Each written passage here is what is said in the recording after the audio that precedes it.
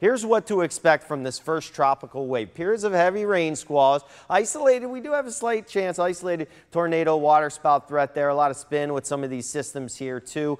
Gusty winds, 20, 30, maybe even 35 miles an hour. Very choppy seas, choppy ocean, and rip current threat if you're heading out to the beach. And this might develop. The Hurricane Center giving 50% chance to develop, but not until after it moves across South Florida. At the earliest, maybe even with us. And then we're looking at the chance going up after that. This right here is Florence, and it's just moving west of the Cabo Verde Islands. And the forecast for this 50-mile-per-hour winds right now, it'll go up to 65-mile-per-hour winds here in the next few days. But then upper level winds really start to tear it up and shear it a little bit, and it drops to 60 miles an hour. After that, once it gets near Bermuda, it does have the chance to get even stronger as the water temperature is just boiling warm there, and the upper level winds will relax some, but that's after it already makes its curve there. So let's look at Vipercast. So off and on showers pushing on through, but look, in between we do see some sunshine. So again, Sunday, not a washout. We see more rain coming our way